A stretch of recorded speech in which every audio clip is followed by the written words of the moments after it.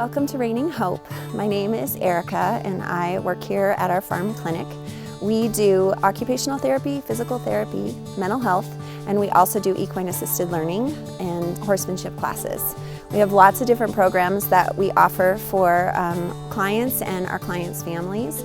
And this is just a short video on some safety precautions that we would like for you to be able to take if you're interested in volunteering here, or possibly even getting a job here someday when positions open up.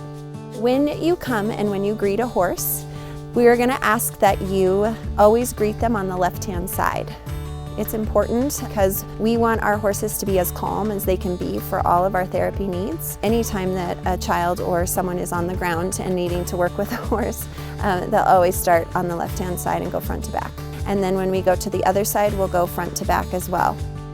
When a client gets here, if you're an OT or a PT client, the first thing you'll do when you come into the barn is you'll get a gait belt and you will get a helmet. The helmet needs to fit properly. It needs to be snug around the crown of your head, and the clips need to be at the base of your ears, and it needs to be snug under the neck, but not so snug that you can't move your head up and down. We like to do the eyebrow test. If you can move your eyebrows up and down and the helmet goes up and down, or if you shake your head and the helmet doesn't move, usually that's a really good indicator that your helmet fits appropriately. Obviously we want it to be comfortable, but it is really important that your head is protected. The gait belt is also going to need to be snug. It clips around the waist. The green belts are for older clients and for bigger clients, and the blue belts are for smaller clients and narrow through the hips and the waist. And those gait belts are important because our therapists or anyone who is helping will need to be able to grab those loops if there's a safety issue, to move them out of the way quickly or to pull them off of the horse quickly. After they get their helmet and their gait belt, if you're an OT and PT student, you will groom with your OT or your PT and a horse leader, and you will groom with your helmet and your gait belt on. If you are coming for a horsemanship class or for mental health, you can groom without a helmet and gait belt, but we plan for that accordingly and with a case-by-case basis. After you have your helmet and your gait belt on, you will grab a bucket and you'll grab 4 brushes. You'll grab a curry comb, a hard brush, a soft brush, and a hoof pick. After you have all of those items in your bucket, you will walk over to your horse, who most likely will be in the cross ties in the center of the barn. Your horse leader will be standing with you, and so will your therapist. If you're here for a horsemanship class, your instructor will be with you. We all stand on the same side of the horse and move to the opposite side of the horse when you're ready to move to the other side. This allows for, if your horse needs to move in an emergency, there is lots of places that your horse could move that don't include us, who would be all on the same side. When we start to brush and when we greet our horse, it's really important that we greet our horse at the neck. We don't ever want to stand in front of the horse and grab their face. The reason being is that if a horse needed to move quickly, their first choice to move quickly would be to move forward, and we don't want to be standing in front of them. We also don't want to grab their face to greet them, because all the whiskers that are on their face, those are tactile whiskers, and each one of those whiskers gives a message to the horse's brain, and it's a huge sensory overload when we grab their face. That's why a lot of horses will turn away.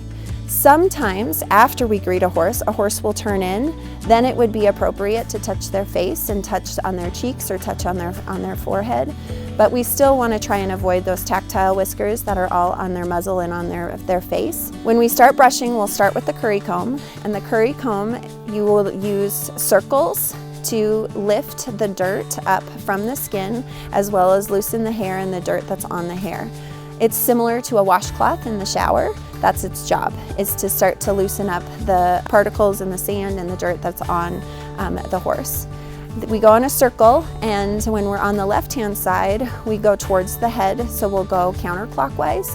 When we're on the right-hand side of the horse, we go clockwise, because what we're doing is we're going against their hair so that it can lift up and get rid of more of the dirt and loosen up the hair. Again, we go from front to back and then front to back. we'll switch sides, and when we walk behind a horse, we always keep our hand on the horse and we let the horse know that we're walking behind them. So you would hear, good job, going behind you, I'm behind you. Any of those kinds of words are appropriate. When we go to the opposite side of the horse, then we go back up to the head, and then it's head to tail. If we go under the cross ties, your horse leader will help you to make sure to have a clearance that's appropriate to be able to get under those cross ties. The next brush is the hard brush. The hard brush goes with the flow of their hair, and we go from head to tail, head to tail. The hard brush is not for the face. After the hard brush is the soft brush, and the soft brush, that brush's job is for the legs and for the face. It also can go on the body if you're doing a horsemanship class, but it is mostly for the legs and for the face. If we do brush the mane and tail, we use the hard brush or we use our fingers, and we always start at the bottom and work our way up the mane or up the tail. Those we don't brush very often because they really are tools for the horses that are really important, and it takes a long time for them to grow. So we want to make sure to handle them carefully.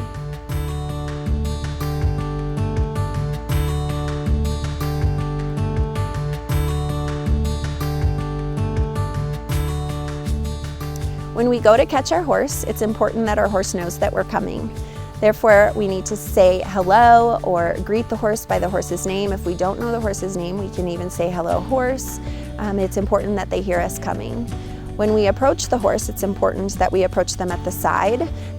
The left side is preferable, but if we approach them to the side so that they can see us, that's important so that there's safety, and that if our horse needs to move away from us, there's plenty of places that they can move that don't include us, and we can step away. We're going to approach the horse with our rope halter. We use rope halters here at Reigning Hope. We're going to put the rope over the left-hand side of the horse's neck and then untie the top of the rope halter. We're going to pull it up over the nose, bring the tie over the top of the pole, and we're going to tie it, making sure that it goes through the loop and that we don't go above the top of the loop and we don't go below the bottom of the knot. Because if we tie our horse up and a horse were to pull back, every single knot gets tighter, and we want to make sure to save our equipment, and that is one of the ways to save our equipment is by tying it appropriately.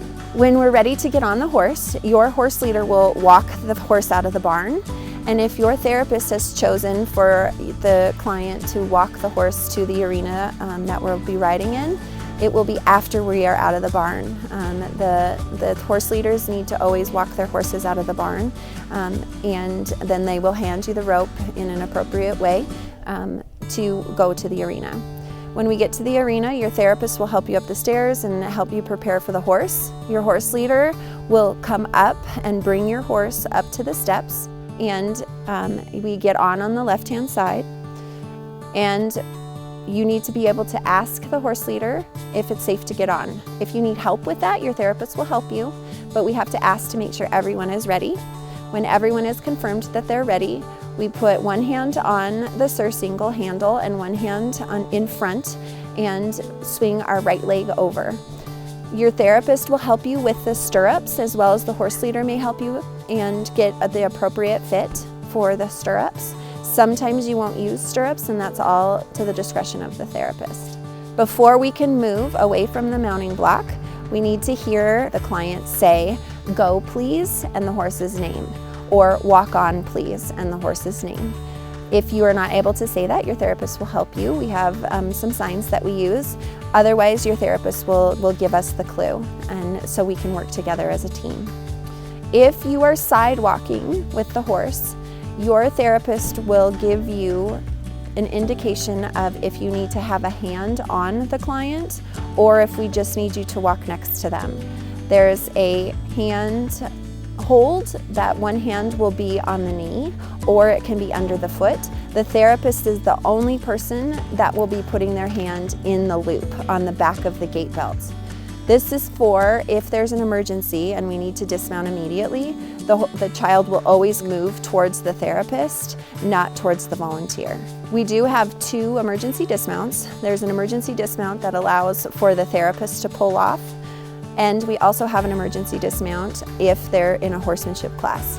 In a horsemanship class, if you're doing an emergency dismount, The client or the student would lean forward and hug the horse's neck, and they would roll off to the left-hand side with the goal of landing on their feet.